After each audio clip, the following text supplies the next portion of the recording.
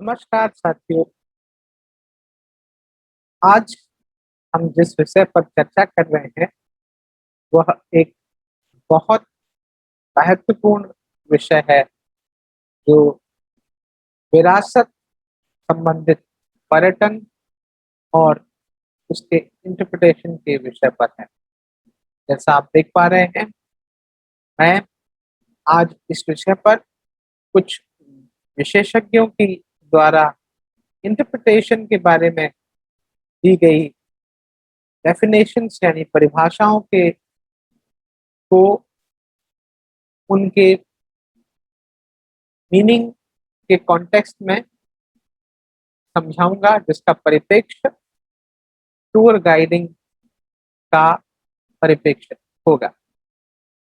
मित्रों, इससे पहले कि हम इस बात को शुरू करें, मैं अमित तिवारी आपका इस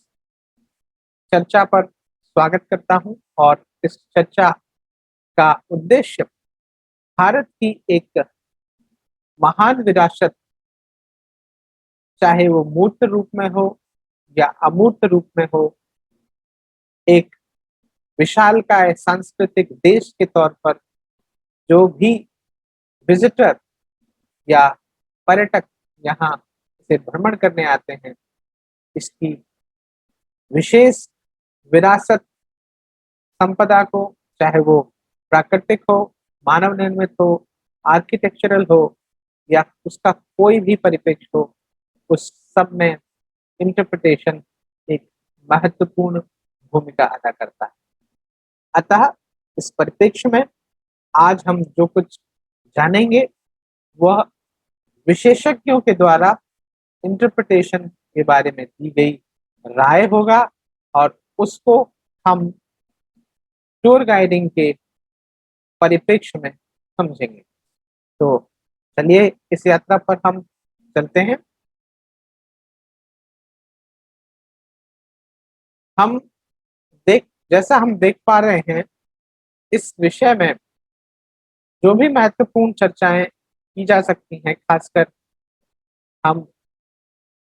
रिसर्च के पॉइंट ऑफ व्यू से, हेरिटेज रिसर्च के पॉइंट ऑफ व्यू से, उसमें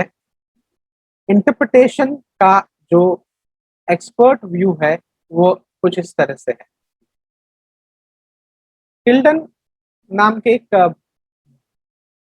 महत्वपूर्ण विषय विशेषज्ञ जो इस क्षेत्र के इंटरप्रिटेशन के फादर कहे जाते हैं, इंटरप्रिटेशन कला के, उनके द्वारा 1977 में बताया गया interpretation is an educational activity. यानी उनके द्वारा ये माना गया कि इंटरप्रिटेशन एक तरह से एक शैक्षिक गतिविधि है और शैक्षिक गतिविधि होने के साथ साथ वह इस उद्देश्य को भी सार्थक तरीके से समझाती है कि जो इंटरप्रिटेशन का परिप्रेक्ष्य है, मूल स्थान से या स्थल से जिसको एक व्यक्ति देखने जा रहा है या देखने आया है, उसका उसे फर्स्ट हैंड एक्सपीरियंस यानी प्राथमिकी के आधार पर अनुभव मिल जाए और उससे रिलेटेड या उससे संबंध जो जो कुछ भी माध्यम है उनके विषय में उसे जानकारी मिले, न कि केवल एक सूचनाबद्ध संवाद। तो इसका अर्थ ये निकलता है कि अगर हम विशेषज्ञ की संदर्भ में समझें तो हम समझ पाते हैं इंटरप्रिटेशन एक शैक्षणिक गतिविधि है जो सार्थक तौर पर उन सभी तरह के अर्थों और संबंधों को रखता है जो कि उस पर्टिकुलर स्थान या स्थल या डेस्टिनेशन या साइट के परिप्रेक्ष्य में है, जो किसी भी देखने वाले को उसका प्रथम अनुभव दे दे और उससे संबद्ध सभी प्रकार के जो कनेक्शंस हैं उनके बारे में बताए। यह केवल कम्युनिकेट करने के या फैक्चुअल इंफॉर्मेशन देने भर तक सीमित नहीं। तो अगर हम चिल्ड्रन के इस परिप्रेक्ष्य को अपने इस डिस्कशन में शामिल करके उसको कंक्लूड करें तो वो ऐसा होगा कि इंटरप्रिटेशन को एक शैक्षणिक यानी एजुकेशनल एक्टिविटी मान सकते हैं, जो मीनिंगफुल और रिलेशन प्रोसेस के थ्रू ऑब्जेक्ट के बारे में हमें एक प्राथमिकी अनुभव देता है, जो से सभी संबद्ध मीडिया के यानी संबद्ध मीडिया का मतलब कोई एक कलाकृति के बारे में, कोई किसी साक्ष्य के बारे में, संस्कृति के बारे में जो भी सहसंबद्धता है उसे बताती है। आइए मित्रों, एक और विद्वान हैम के द्वारा इस विषय में क्या कहा गया है उसको समझते हैं। हैम ने 1992 में इस विषय पर बताते हुए यह कहा कि interpretation is a communication process, यानी जो इंटरप्रिटेशन है वह संवाद की एक प्रक्रिया है, which is in one person translate a language he she speaks very well into terms and ideas that other people can understand। यह उस तरह का संवाद है जो एक व्यक्ति अपनी भाषा में बोल सकता है, बता सकता है बहुत अच्छे तरीके से, यानी सुशिक्षित तरीके से, सुसभ्य तरीके से, और उसे दूसरा व्यक्ति उतनी ही आसानी से ग्राह्य या समझ सकता है। तो ये इंटरप्रिटेशन का मीनिंग हैम के परिप्रेक्ष्य में समझा जा सकता है, जो इसे संवाद की प्रक्रिया बताता है। और ये संवाद की प्रक्रिया उन दो व्यक्तियों के बीच में है, जो एक इस विषय में बोलने वाला है और दूसरा इस विषय में अपनी समझ रखने वाला है। तो दो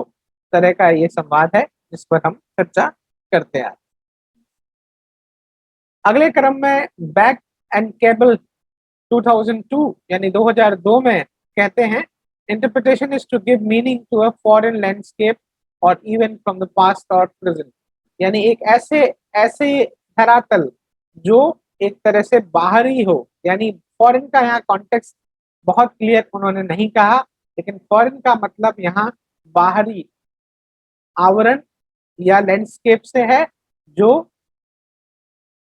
उसके इतिहास और उसके वर्तमान के बारे में बहुत कुछ बताता है। बहुत हद तक अगर गाइडिंग के प्रोस्पेक्ट्स में हम इसकी बात करें तो बैक के कॉन्सेप्ट को हम बहुत ज्यादा रेफर तो नहीं करते हैं, बैक एंड केबल के कॉन्सेप्ट को या इंटरप्रिटेशन की डेफिनेशन को बहुत हद तक रेफर तो नहीं करते हैं, लेकिन यहाँ लैंडस्केप यानी उस पर्टिकुलर स्पेस के बारे में जो इतिहास और कालांतर यानी वर्तमान की बात है, वो निश्चित तौर पर इंटरप्रिटेशन में इवन गाइडिंग के कॉन्टेक्स्ट में भी स्वीकारी जाती है। आगे बढ़ते हैं। इंटरप्रिटेशन ऑस्ट्रेलिया के अकॉर्डिंग, यानी उनके अनुसार 2005 में ये बात जब कही गई तो ये कहा गया, heritage interpretation is a mean of communicating ideas and feeling which helps people understand more about themselves and their environment. यानी इस परिप्रेक्ष्य में जो बात कही गई है वो निश्चित तौर पर केवल और केवल हेरिटेज इंटरप्रिटेशन के बारे में है। और हेरिटेज इंटरप्रिटेशन को जब वो व्याख्यायित कर रहे हैं तो उनका मीनिंग उन संवाद के विचारों से और भावनाओं से है जो लोगों को समझ, लोगों के बारे में, उनके बारे में समझ और उनके वातावरण के बारे में समझ पैदा करता है। यानी अगर टूर गाइडिंग के प्रोस्पेक्ट में समझे तो वो ऐसा होगा कि हेरिटेज इंटरप्रिटेशन को हम एक संवाद की प्रक्रिया या विचार मानते हैं, जो लोगों मतलब एक व्यक्ति जो विजिटर है उसको वहाँ के स्थानीय लोगों के बारे में समझने और उनके माहौल या वातावरण के बारे में समझाने में मदद करता।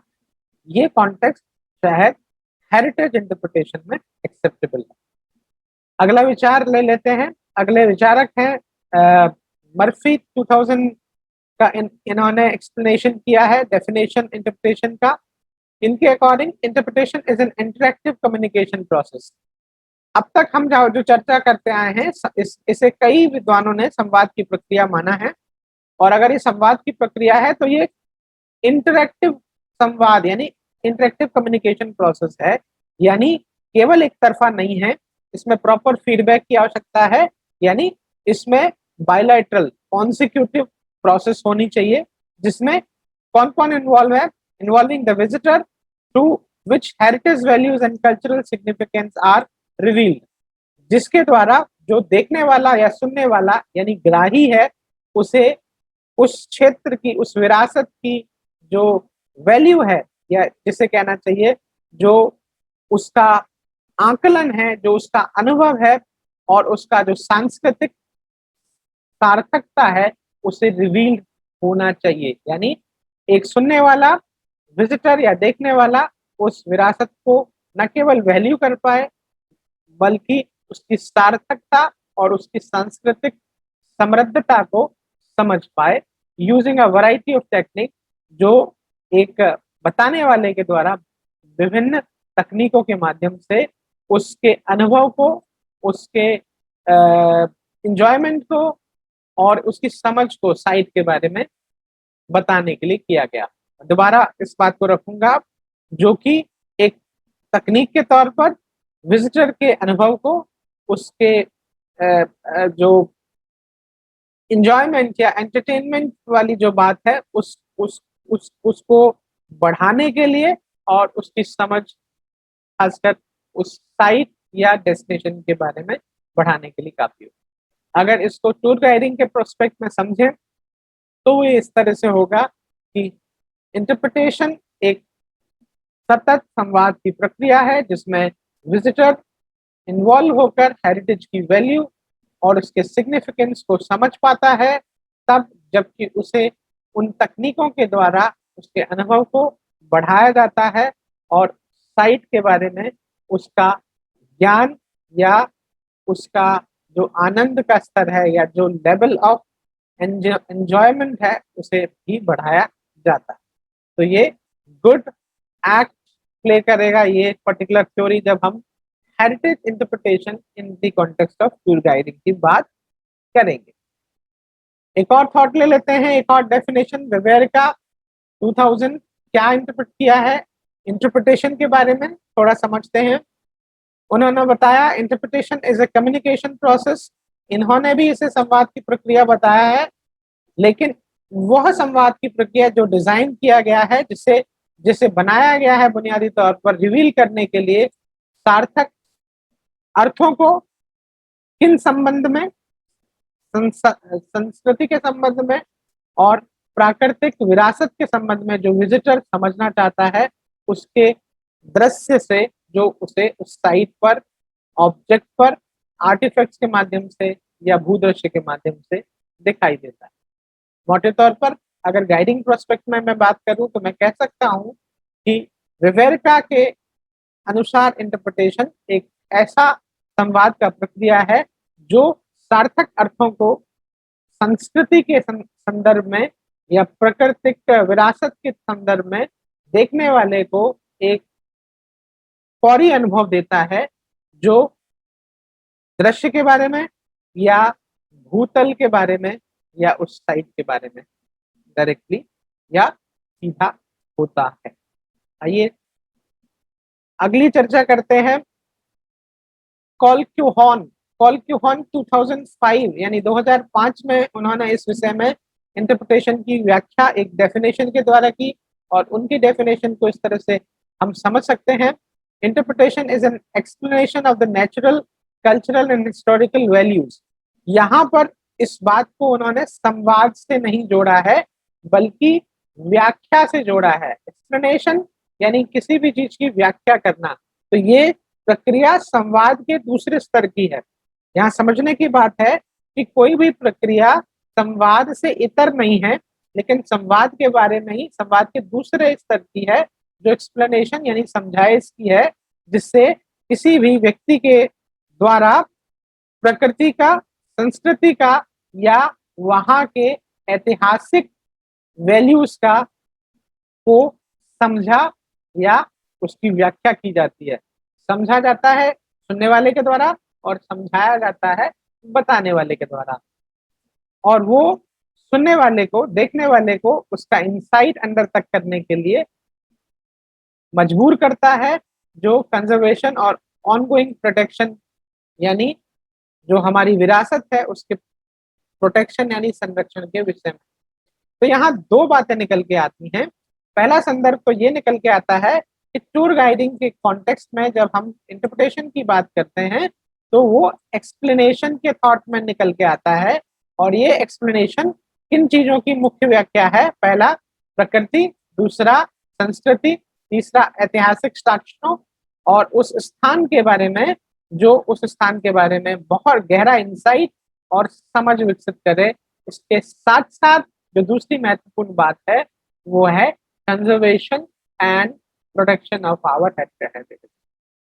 यानी हम उस पर एक स्थान की सुरक्षा की भी बात वहां पर करते हैं। बहुत अच्छा परिप्रेक्ष्य है कॉल होहान 2005 में जो डेफिनेशन हमने अभी जिसका जिक्र किया। तो उम्मीद करता हूं कि हमने जो विषय विशेषज्ञ या विद्वानों की जो परिभाषाएं हैं या डेफिनेशंस हैं इंटरप्रिटेशन के बारे में, उनको समझा, उनसे हमने अपने समझ के लिए एक ऐसा परिप्रेक्ष्य गढ़ पाया होगा जो भारत की संस्कृति,